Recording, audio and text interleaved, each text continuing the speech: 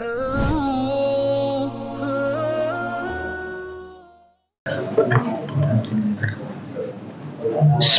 Assalamualaikum warahmatullahi wabarakatuh.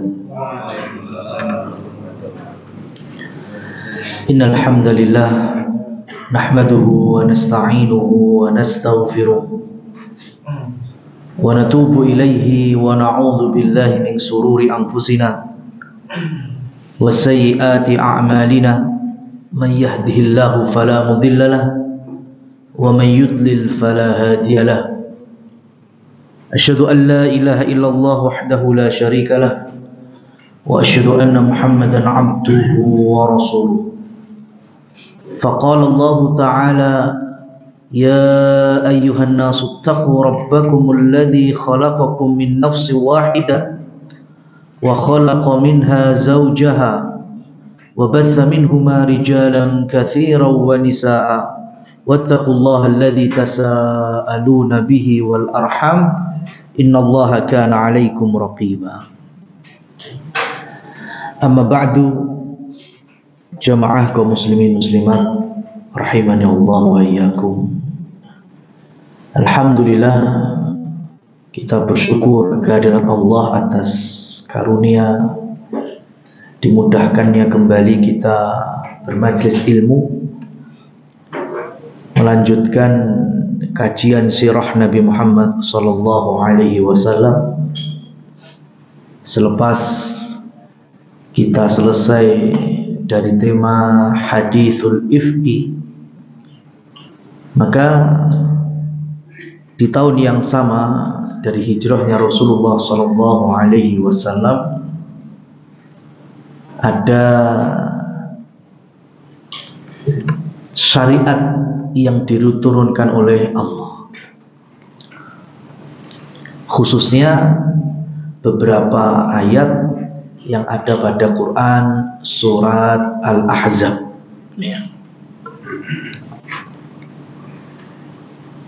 Dari ayat yang pertama, Allah Subhanahu wa ta'ala berfirman, ya ayyuhan nabiyyu ittaqillaha wala tuti'il kafirina wal munafiqin. Jadi Allah Subhanahu wa ta'ala langsung menjembatani Rasul sallallahu alaihi wasallam, jangan ikut-ikutan, jangan patuh, taat, dengerin masukan mereka, dengerin ocehan mereka, yaitu dari kalangan orang-orang munafik dan orang-orang musyrik, orang-orang kafir. Ini membuktikan bahwa agama Islam itu adalah agama wahyu. Itu yang pertama. Karena agama di dunia ini berasaskan yang pertama wahyu. Bahkan istilah Islam itu sendiri bukan manusia yang menyebutnya, yang mengeluarkannya. Bukan Nabi Musa, bukan Nabi Ibrahim, bukan Nabi Isa, Nabi Muhammad alaihi salatu wassalam, bukan. Islam itu juga langsung dari wahyu. Innad dina indallahil Islam. Dari Allah langsung sebutan Islam itu. Agama yang Allah ridhoi di sisinya hanya Islam. Al-yawma akmaltu lakum dinakum wa atmamtu alaikum ni'mati wa raditu lakumul Islam dinan. Nah, ini dalam Quran surat Al-Maidah ayat 3. Jadi Islam itu aja langsung dari Allah. Maka agama yang dibawa oleh Rasulullah Muhammad sallallahu alaihi wasallam juga bukan agama hawa nafsu. Ini bedanya dengan agama kalau berasaskan budaya. Ya. Makanya kalau hari ini ada yang mencoba mengislamkan melalui budaya atau budaya yang dipluralisme, disinkritisme, ya, seakan-akan itu bagian dari Islam, maka kita lihat-lihat tuh. Memang berangkat dari nenek moyang kita aja jauh sebelum Islam memang memiliki keyakinan-keyakinan yang lain. Keyakinan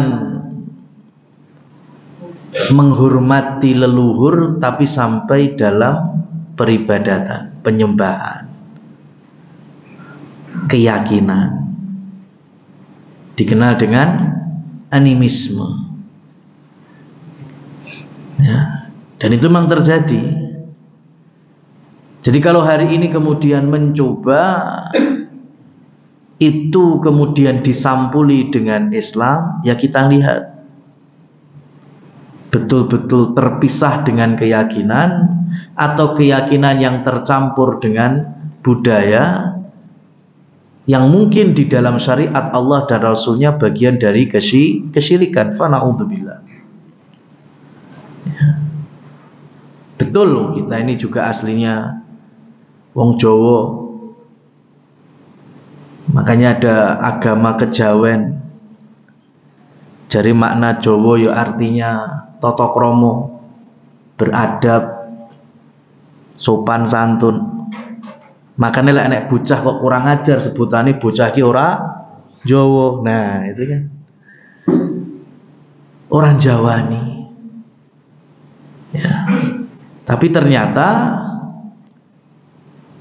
dengan adanya kultur budaya animisme yang kemudian bisa berkembang menjadi dinamisme juga, karena dulu awalnya kan yang namanya Tuhan tidak bisa digambarkan, tidak bisa disentuh, sampai kemudian ada kaidah Tuhan yang bisa membumi, membaur dengan manusia, bahkan juga bisa nikah dengan manusia yang dikenal dengan Dewa Rama. Ya, kaidah-kaidah dari keyakinan Hindu kan seperti itu. Ya, sehingga mereka punya keyakinan Mahameru yang kita tahu mungkin hanya sebatas nama Gunung Semeru puncaknya, tapi bagi sebagian orang itu sebetulnya gunung mistis, ya, gunung akidah yang aslinya dari India sana, ya, kemudian sampai di Nusantara ini. Berbagai macam bentuk budaya yang kemudian saat Islam datang seakan-akan menolak kalau Islam itu agama wahyu, hanya berlandaskan budaya saja. Ini yang perlu difahami, ya. Rasul Shallallahu Alaihi Wasallam pun di dalam berdakwah tidak lepas dari bimbingan Allah Subhanahu wa Ta'ala. Ma'asyiral muslimin rahimani wa rahimakumullah tabaraka wa ta'ala. Kenapa Allah tegur Nabi Sallallahu Alaihi Wasallam, ya, jangan ikut-ikutan sama orang kafir, orang munafik? Karena awalnya gini, Nabi itu dapat hadiah dari istrinya Khadijah. Ini ceritanya belum kenabian ini, belum ada masa nubuwah, ya, belum diutus. Ini masih zaman jahiliyah di Mekah, ya. Jadi ada anak usia 8 tahun itu dijual di pasar Hubasyah, pasar budak, dibeli oleh ponakannya Khadijah, namanya Hakim bin Hizam. Lah, bocah ini kok bisa-bisa jadi budak? Usianya aja saat itu baru 8 tahun kurang lebihnya. Jadi asal usulnya gini, Dia datang dari suku luar Arab, luar Mekah, Arab bukan Quraisy, dan bersama ibunya ini dari kabilah Al-Kalbi, ya, dari Khudha'ah, Bani Khudha'ah, dari suku Al-Kalbi. Ibunya pengen ngajak dia ke kampung halamannya, jadi dulan neng simbah saka ibu, ya, dari Bani Ta'i.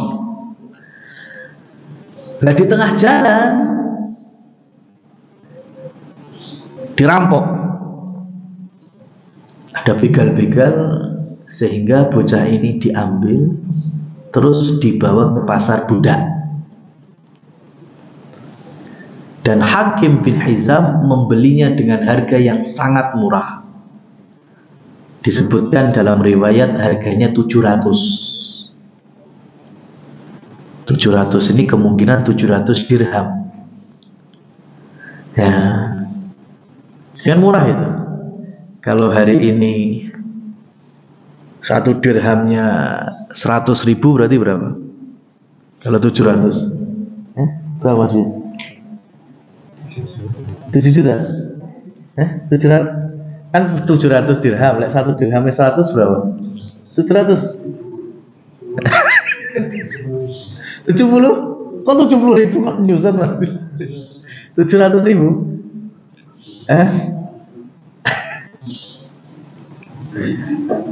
Pitung atus ping 100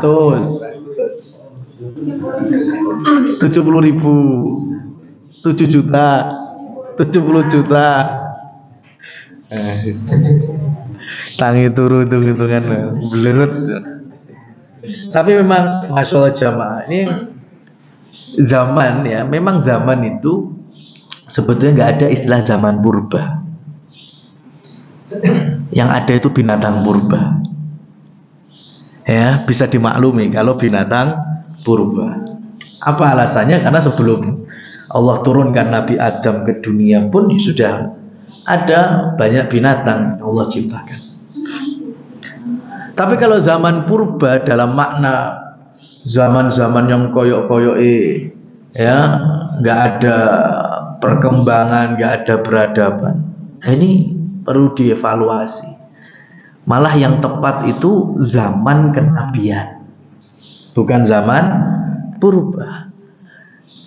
Karena hampir setiap zaman pasti Allah Subhanahu wa ta'ala turunkan para nabi dengan berbagai macam kondisi sosial lingkungan sampai interaksinya. Ada transaksi jual beli, ya, yang awalnya barter kemudian mulai mengenal dinar dan dirham, sehingga akhirnya, ya, orang-orang tahu di dalam menilai menukar di situ ada emas dan perak, ya, sampai di zamannya Rasulullah Shallallahu Alaihi Wasallam. Dan itu yang membuat stabil, sehingga kalau ada emas turun di Indonesia, kira-kira di Jerman ikut turun apa enggak harga emasnya? Ikut turun.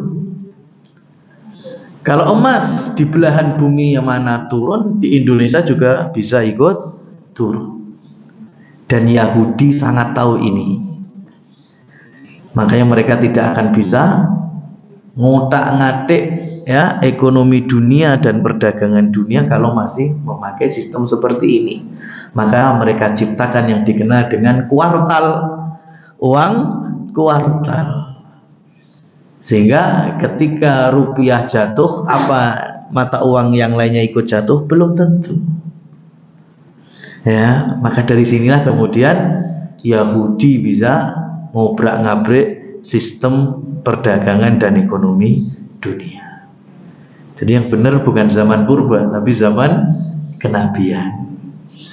Nah, jamaah sekalian yang dirahmati oleh Allah, hari itu murah sekali, dibeli dengan 700 dirham. Ya, 700 dirham. Setibanya di Mekah, Hakim bin Hizam karena tahu bibinya baru saja menikah, Khadijah baru saja menikah dengan Rasul, maka dihadiahkan budak ini untuknya. Jadilah budaknya Khadijah. Dan karena Khadijah melihat ini anak ya cocoknya menemani suaminya, maka kemudian oleh Khadijah Zaid ya bocah kecil 8 tahun ini dihadiahkan kepada Rasul. Jadilah bocah ini budaknya Rasul Shallallahu Alaihi Wasallam. Ketika ditanya namamu siapa, jawabnya Zaid. Dari suku mana? Dari suku Khudha'ah ya, Al-Kalbi. Jadi Zaid dari suku Al-Kalbi. Ada sahabat yang lain juga Al-Kalbi, dikenal dengan nama Dihya Al-Kalbi radhiyallahu anhu.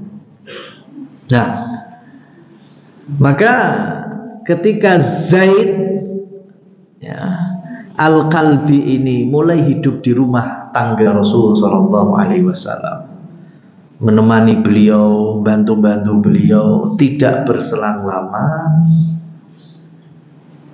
ayahnya dari Al-Kalbi sana, dari Khudha'ah sana goleki nyari sampai dapat kabar anaknya sudah dijual dan dibeli oleh bangsawan Mekah, yaitu Hakim bin Hizam.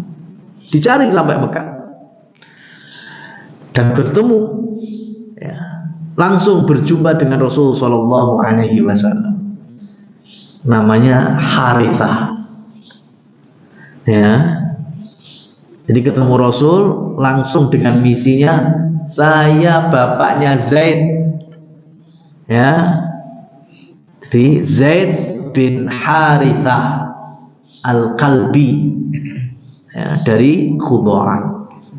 Saya ingin menjemput anak saya, katanya jadi budak di sini. Saya ingin memerdekakannya, saya tebus. Kemudian Rasulullah Shallallahu Alaihi Wasallam meminta supaya Zaid dihadirkan, dipanggil. Sudah gini aja, kita berikan Zaid hak untuk memilih tetap di sini jadi budak atau ikut kembali pulang ke asalnya. Zaid pun akhirnya datang, ditanya oleh Rasul, nih siapa, masih kenal nggak ini? Ternyata Zaid masih kenal, ini ayahku, ini pamanku.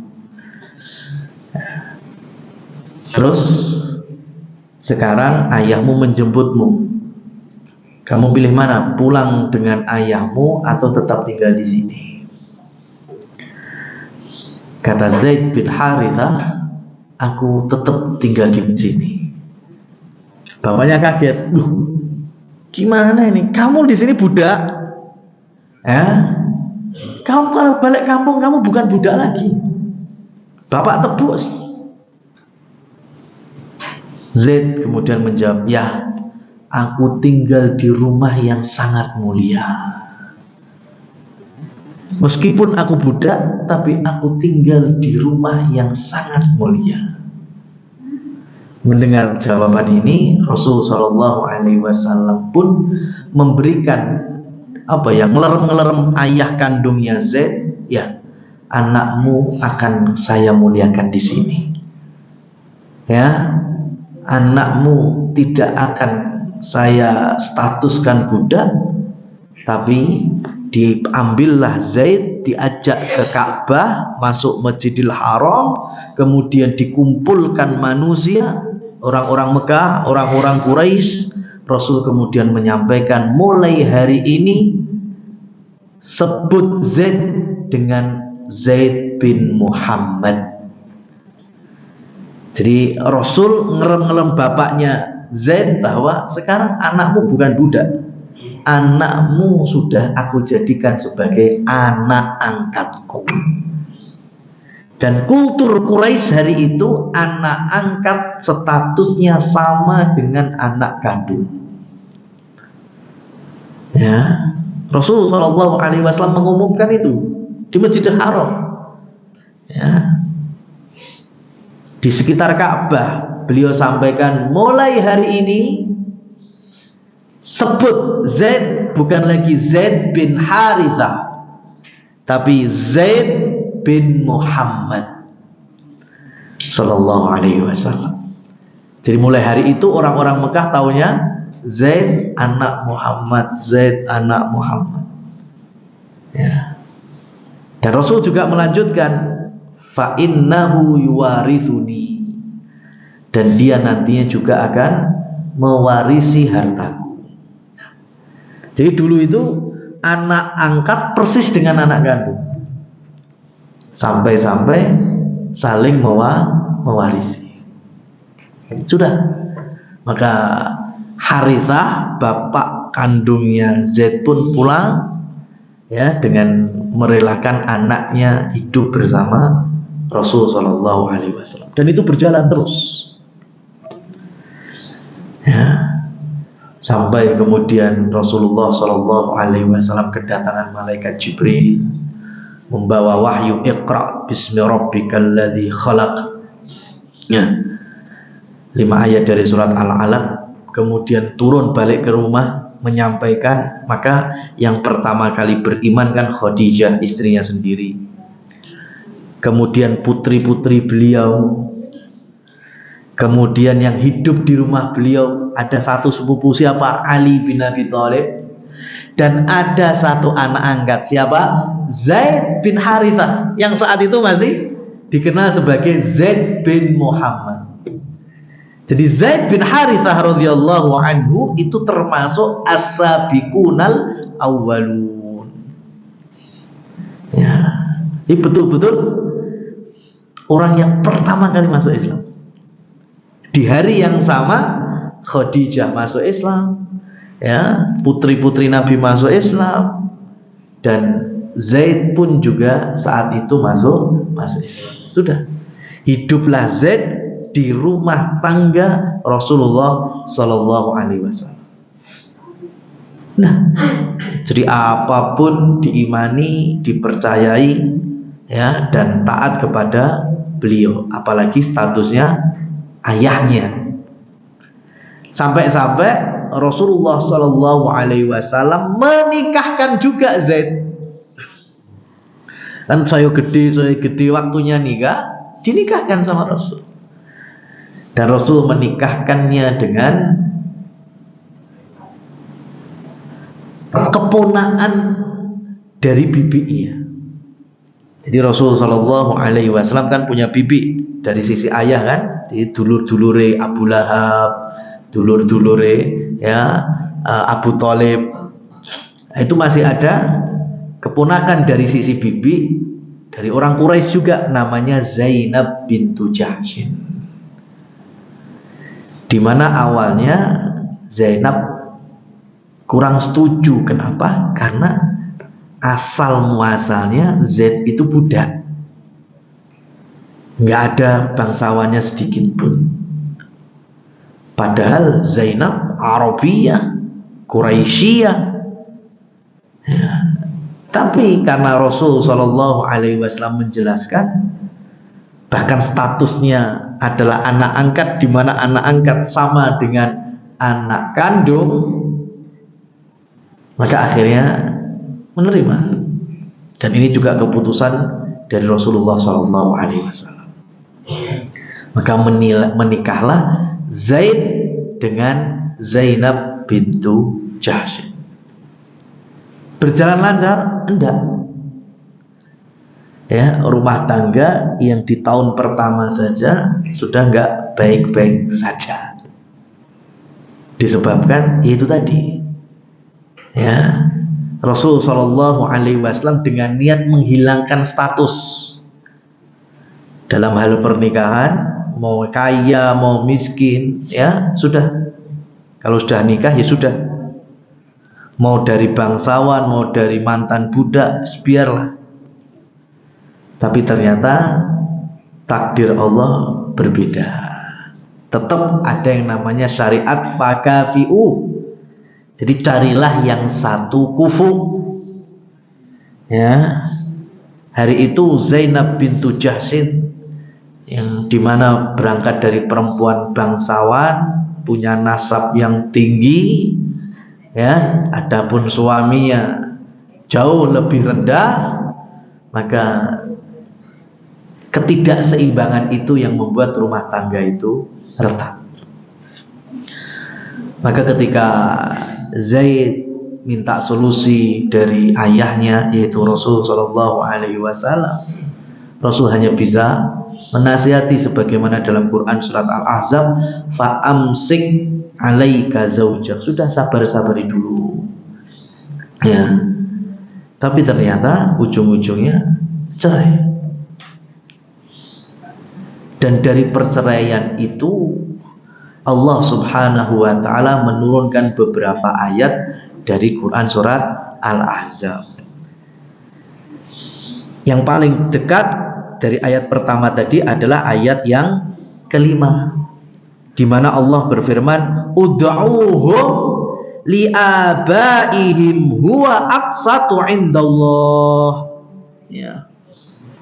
Ud'uuhum, panggillah anak-anak kalian, li'abaihim, dengan nama bapak biologisnya, dengan bapak kandungnya. Maka dengan turun ayat 5 dari Quran surat Al-Ahzab, di sini turun syariat ibtalut tabanni, pengharaman dan pembatalan anak angkat. Ya, pembatalan dan pengharaman anak angkat.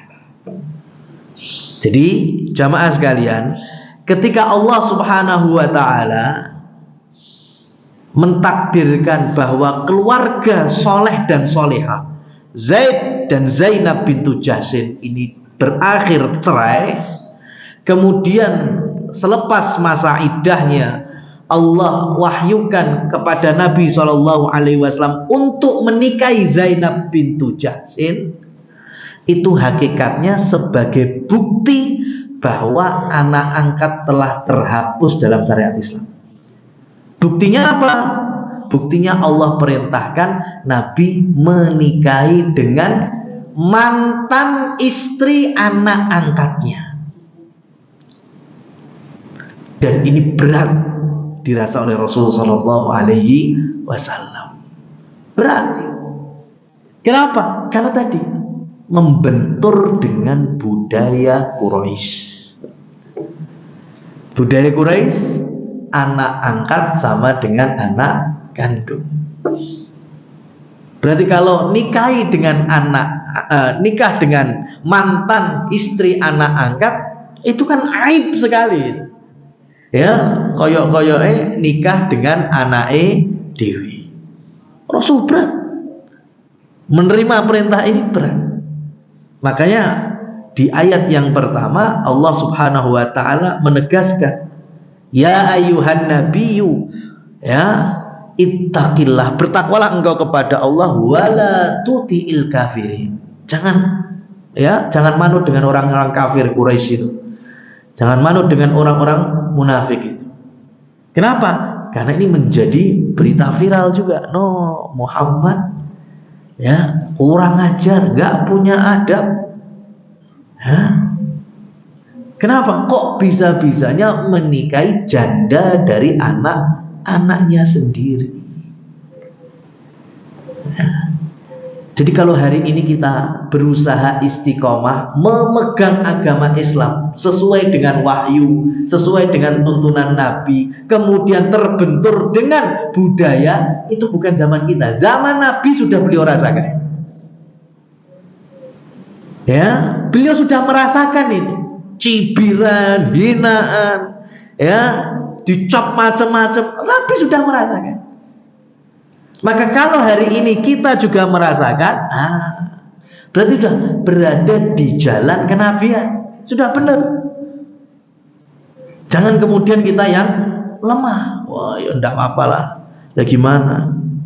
Pekewo, ya, sungkan, enggak enak.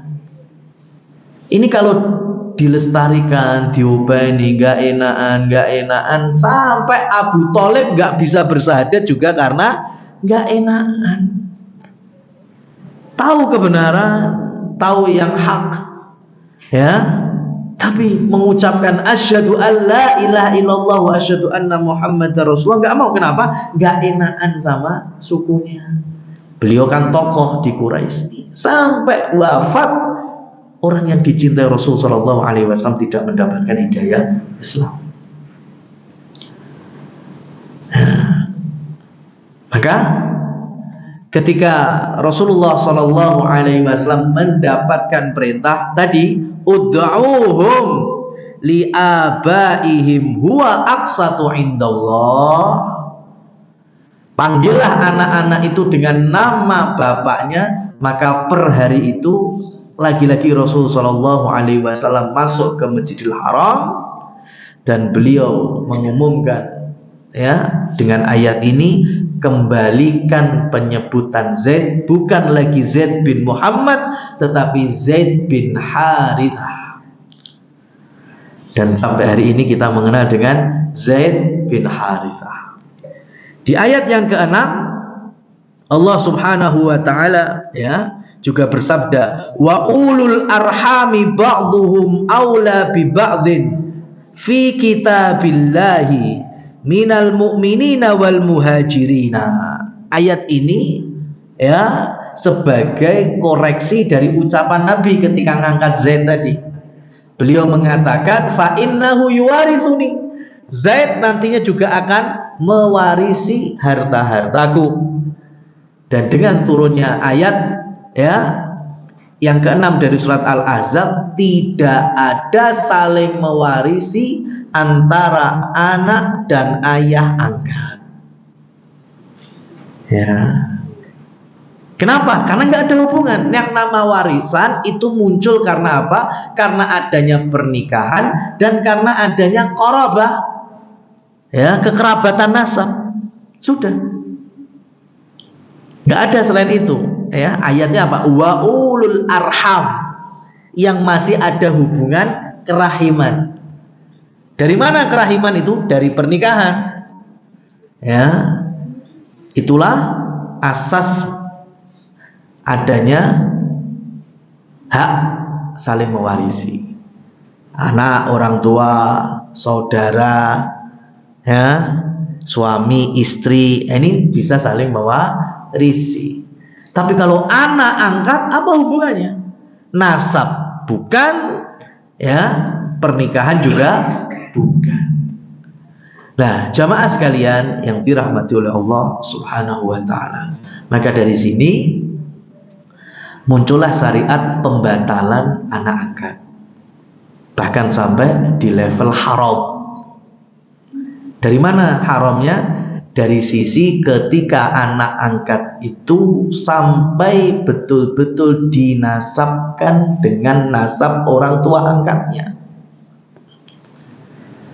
Jadi kalau saya, bahasa di Indonesianya mungkin mengadopsi, saya adopsi,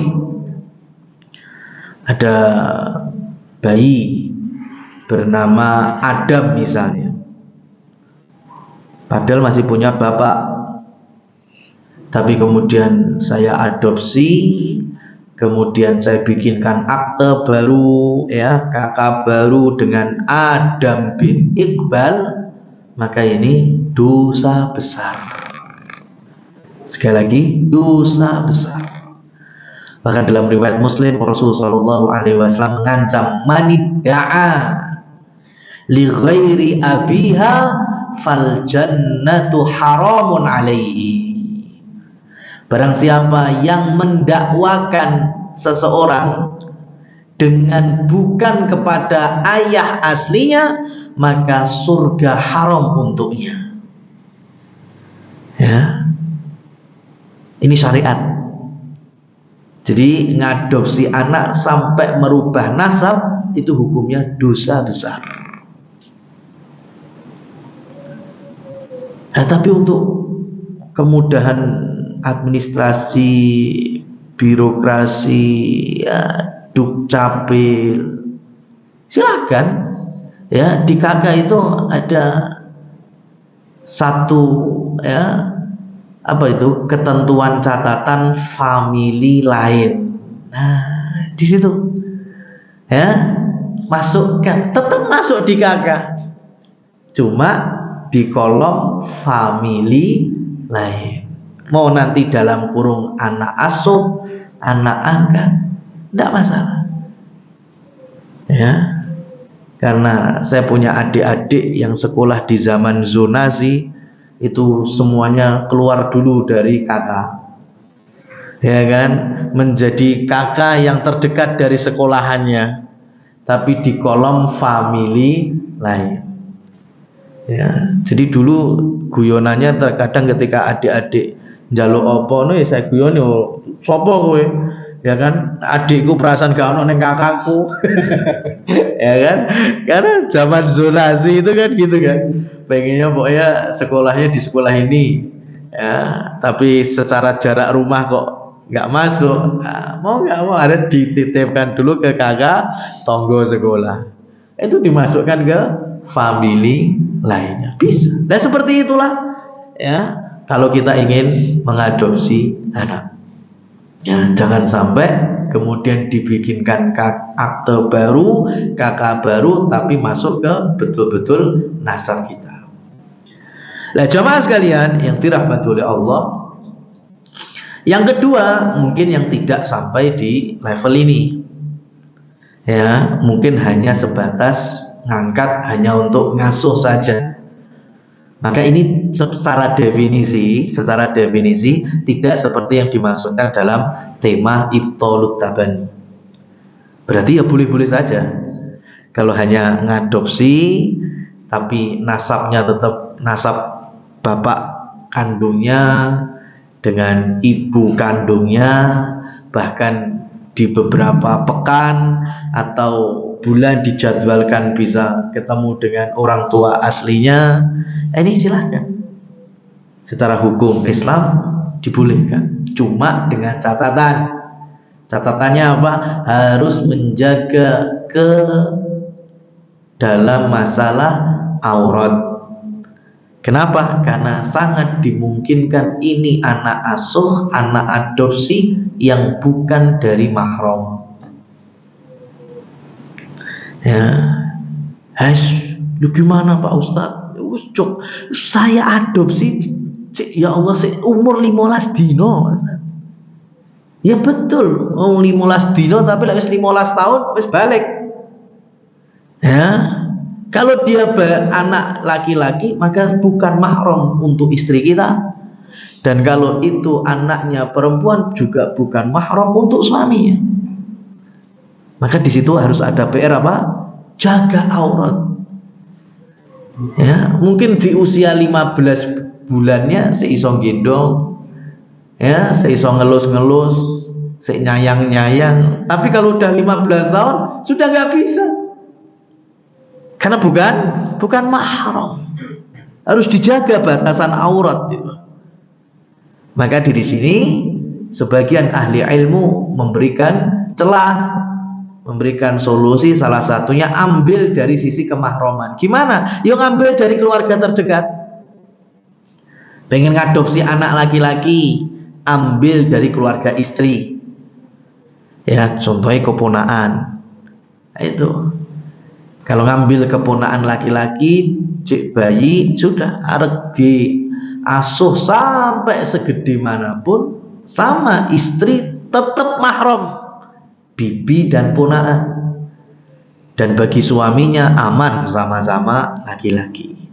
Tapi kalau pengen anak perempuan, maka ambil dari keluarga terdekat suami, ponaannya suami misalnya. Ya, jadi ketika si bocah perempuan ini dewasa, ya, maka dengan istri aman, sama-sama muslimah, dengan suami juga aman karena paman dan ponaan. Nah, itu untuk menjaganya. Tapi kalau sudah tidak dari kemahroman seperti ini, susah.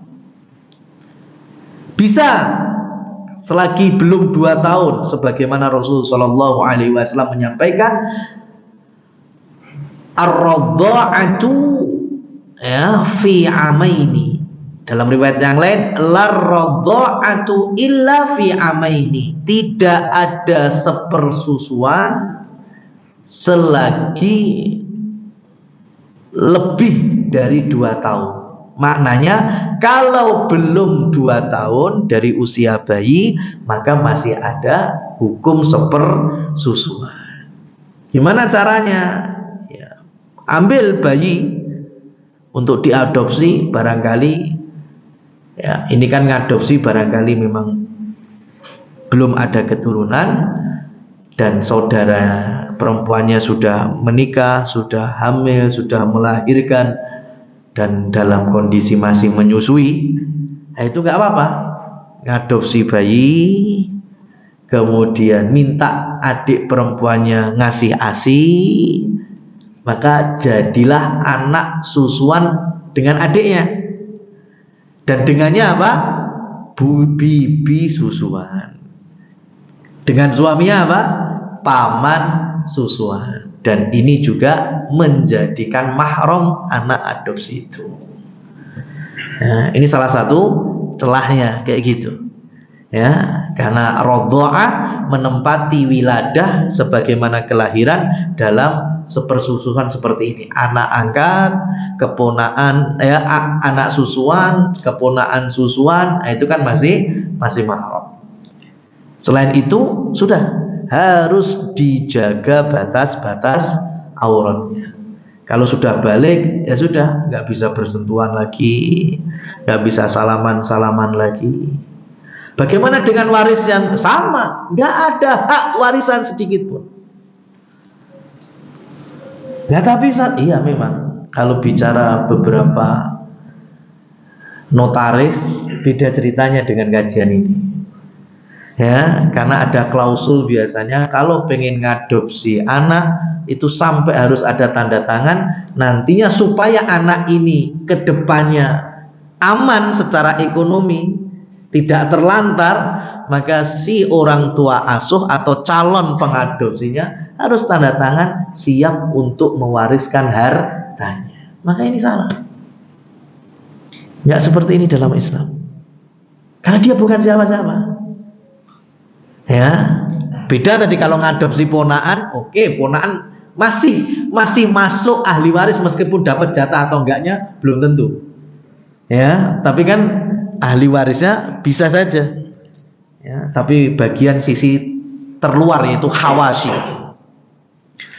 Ya, tapi kalau bukan keponaan, ya hanya sebatas sepersusuan atau bahkan non mahram, itu nggak ada hubungannya sama sekali. Maka dilarang untuk saling mewarisi. Oh tapi sayang banget. Nah, kalau sayang banget silakan, bisa dengan melalui hibah.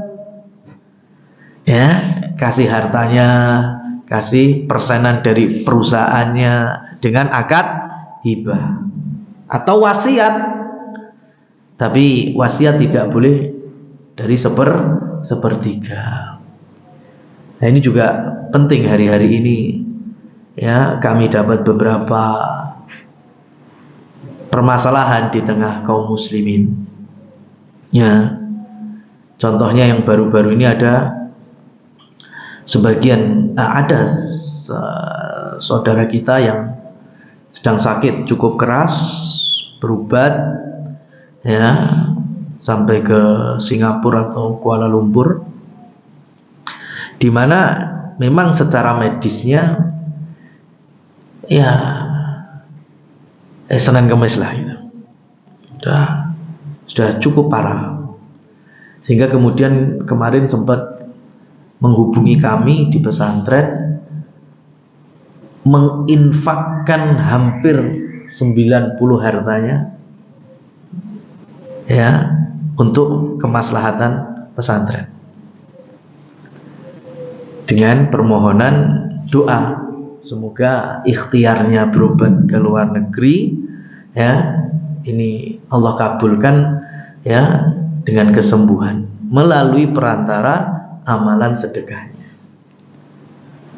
Maka hal semacam ini dari kacamata fikihnya itu perlu dievaluasi Tentu kita tidak menyalahkan infaknya, sedekahnya, niat baiknya, silakan. Tapi ini dalam hal detik-detik. Ya, beda kalau mungkin sakitnya masih sakit yang masih wajar atau potensi sembuhnya besar, itu beda. Ya.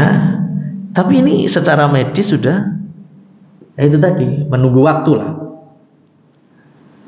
Tapi karena berusaha pengen sembuh, berobat, kemudian dari sisi amalan diinfakkan hampir 90% dari hartanya. Maka seperti ini nggak boleh. Ya, menginfakkan seluruh hartanya menjelang wafat itu nggak boleh. Kenapa? Karena itu mendolimi ahli waris. Ya, mendolimi ahli waris. Kenapa? Karena ahli waris itu punya hak. Ya, dari harta warisan punya hak. Makanya kalau kasusnya seperti yang kami sampaikan, maka orang ini berhak maksimal mensedekahkan ya 1/3 dari hartanya. Karena udah detik-detik lah ya. Kalau ternyata dengan itu Allah ya terima sehingga Allah turunkan rahmatnya sembuh, alhamdulillah. Bar mari tenang terus 90% diinfaknya, boleh-boleh saja. Cuma biasanya beda pikiran. Wis mari kok, ya kan? Itu. Coba kalau udah sembuh, udah betul-betul lab semua hasil bersih, ya kan? Clean, ya. Pripun, Pak? Tantos wakaf teng pesantren 90%. Sik enek butuhan liyane. Wis mari. Ya, itu.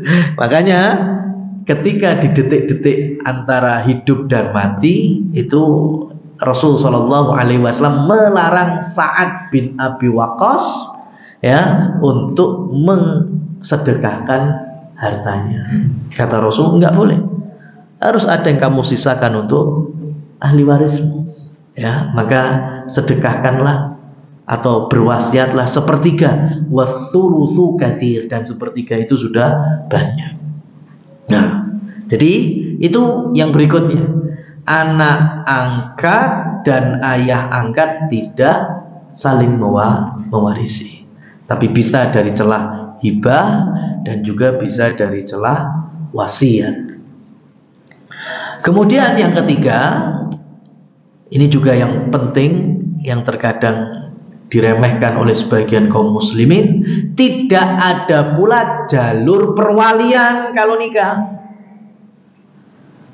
Ya, ayah angkat tidak bisa menjadi wali nikah putri angkatnya. Ya, nggak sah nikahnya. Kenapa? Karena kembali ke umuman hadis, la nikaha illa biwaliyin. Wanita itu tidak boleh nikah kecuali dengan wali. Nah, walinya ada siapa? Ayah angkatnya. Ayah angkat bukan wali. Ya, maka harusnya kalau kita menjadi ayah angkat yang cinta dengan putri angkat, betul-betul cinta, maka tidak meremehkan hal ini. Saking cintanya kan harusnya pernikahannya dibikin pernikahan yang betul-betul sah secara Islam, barokah, ya, dan lain seterusnya. Maka lebih baik cari dulu keluarga kandung dari si putri ini. Kalau masih ayahnya hidup, ayah sudah nggak hidup, mungkin kakek aslinya masih hidup, ya, oh sudah nggak ada, ya, mungkin putri angkatmu punya saudara laki-laki, ya, dari bapak kandungnya, dicari dulu. Kalau sudah betul-betul ayah kandung nggak ada, kakek kandung nggak ada, saudara laki-laki kandung nggak ada, bahkan paman dari sisi ayah kandungnya juga nggak ada, lah baru kemudian jangan juga dianya, tapi melalui kuasa waliul hakim, itu wali hakim. Ya, nanti sampaikan kepada KUA bahwa ini anak angkatku, aku akan nikahkan, tapi saya cari kandung-kandungnya dari nasabnya sudah nggak ada. Ya, maka nanti KUA yang akan menggantikan posisinya ini menjadi wali hakim. Ya, jadi seperti itu, tidak bisa menjadi wali nikah. Ya, Jamaah yang dirahmati oleh Allah Subhanahu wa taala. Yang keempat, setiap anak itu punya kewajiban berbakti kepada orang tua. Bahkan ada sebuah riwayat dari Anas bin Malik, Rasul Shallallahu Alaihi Wasallam menyampaikan gini, meskipun ini sebagian ulama mendhaifkan riwayatnya, tapi secara makna betul. Rahimallahu ra'an, Allah merahmati. Siapa yang Allah rahmati? A'ana waladahu fil birri walidihi. Orang-orang yang membantu anak-anaknya berbakti kepada orang tuanya. Jadi ini dalam kitab Adabul Mufrad Imam Bukhari. Imam Bukhari punya, selain kitab sahihnya, itu kitab Adabul Mufrad. Beliau kasih bab gini, bab birrul ab liwaladihi. Birrul ab liwaladihi. Bektinya orang tua kepada anaknya. Rada asing ya. Yang biasa kan bekti anak kepada orang tua. Ini babnya Imam Bukhari ini enggak? Birrul ab, baktinya orang tua kepada anaknya.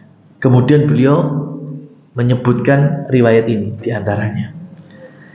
Ya, Allah merahmati orang tua yang membantu anaknya bekti kepada orang tuanya. Maksudnya gimana? Namanya berbakti itu butuh didikan, butuh bimbingan.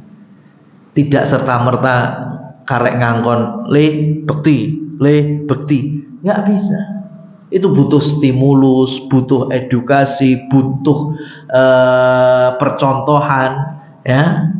Maka orang tua yang membantu anaknya untuk nantinya berbakti kepadanya itu dapat rahmat Allah. Ya. Jadi umpamanya kita pengen anak kita soleh, diajak ke masjid subuhan, paling ngantuk-ngantuk ya, tapi namanya didik Kak, berarti kan memang harus ada progres, harus ada perkembangan. Ya mungkin kalau masih ngantuk, ya sini ayah gendong wis. Nah, ini kan proses gendong dari rumah ke masjid, ini kan namanya pelatihan. Anak kemudian kan bisa melihat, oh iya berarti jamaah yang masjid laki-laki itu penting. Sampai aku diotong-otong digendong. Ya. Jadi usaha seperti ini yang Allah rahmati. Ya, jadi gampangnya gini, kalau sampai ada anak yang durhaka kepada orang tua, dari kacamata hadis ini, maka jangan langsung nyalain anaknya, tapi bercermin diri. Jangan-jangan memang kitanya belum membimbing anak untuk berbakti. Nah sekarang kasusnya kalau ada anak angkat, padahal dia masih ada orang tua kandung, ada nggak kewajiban baktinya? Ada. Nah sekarang kalau kita putus silaturahimnya, putus nasabnya, itu kan sudah dosa besar, dan kita menghalangi bocah ini untuk bakti kepada orang tua aslinya. Udah berapa dosa itu dikumpulkan? Malah kadang ngancem ke orang tua asli, "Pok, siap, saya siap. Tak ganti dengan berapa puluh juta. Tapi syaratnya jangankan nemoni, ngelihat gue ora oleh." Ya, jangankan nemuin, lihat aja nggak boleh. Ya Allah, ini bukan tatanan Islam namanya. Ya, masih anak ini meskipun hidup di rumah kita, menjadi anak adopsi, tetap kewajiban dia bakti sama ayahnya asli, bakti kepada ibunya asli masih ada. Maka harusnya kita menjadi perantara itu, perantara mengenalkan ini ke orang tua kandungnya, mensupport. Ya, kalau memang mungkin kita ngadopsinya dia dari keluarga miskin, du'afa, ya itu malah insya Allah lebih bagus lagi, pahalanya bisa ngumpul itu. ya kita asuh dengan hal pendidikannya, ya kita juga bantu orang tua kandungnya, ya Masya Allah. Jadi anak ini punya banyak orang tua. Ada orang tua kandung, dia juga bisa menyayangi. Orang tua asuh, dia juga bisa menghormati. Ya, maka dari sini sekali lagi Rasul Shallallahu Alaihi Wasallam diperingatkan oleh Allah, jangan dengerin kata orang-orang kafir itu. Kenapa? Karena tadi Nabi ketika diminta menikahi Zainab bintu Jahsy dapat omongan buruk. Nabi kurang ajar, nggak sopan, nggak sesuai dengan budaya kultur Quraisy. Ya, kok nikah dengan anak sendiri? Karena anak angkat sama dengan anak kandung. Ya, maka dalam hal anak juga sama, lahiran, ya sudahlah. Alhamdulillah sekarang kan semakin sudah nggak ada ya. Kalau hari-hari kudu dipendem, jika lampu, ya lek pengen anake pinter kok kayak buku mbak pulpen. Nah, ini yang mungkin kalau yang sezaman masih ngerasain ya. Tapi yang ketemu anak-anak kita sudah nggak gitu, alhamdulillah ya. Lek pengen ganteng ayu dikai wedak mbak cermin gitu kan. Cuma masalahnya kurang inovatif. Ini kalau saya boleh saran, tambahin lagi, kalau pengen kaya kasih ATM tuh. Nah gitu, mosok kertas ya kan, pulpen tok ya, cermin kan juga orang tua kan punya doa juga kan gitu. Anak ganteng wes, pinter wes, kayak modal kan. Kadang juga pengen anaknya juga sejahtera dunianya. Kasih itu di kuburan hari-hari ini ATM, pemenang ATM prioritas, sugih tenan kan. Ya, gitu kayak gitu. Atau mungkin nantinya dalam hal kehamilan, ya, engko lek wis 7 sasi, ya, dislameti, ya. Kemudian apa istilahnya? Tingkepan, ya, karena emang melending sak kekep. Nah, kan 7 bulan kan melending sak kekep, makanya ditingkep. Nah, kemudian di apa kuwi Mas sing degan dipecah kambil, ya engko lek ambiar lanang apa wedok, lek ora lanang apa wedok, wah kalah USG kalah. Ya, ini USG sebelum ada mesinnya sudah ada ini. Nah, memang berat di awal, tapi kembali lagi sirah Nabi Shallallahu Alaihi Wasallam membawa pelajaran dan hikmah, dan beliau adalah uswatun hasanah, sehingga bisa kita jadikan pelajaran dan acuan serta suri tauladan. Kita pun juga bersabar dari menjauhkan diri dari larangan-larangan syariat. Aku qouli hadza fastaghfirullah li wa lakum. Subhanakallahumma wa bihamdika asyhadu an la ilaha illa anta astaghfiruka wa atubu ilaik. Wassalamualaikum warahmatullahi wabarakatuh.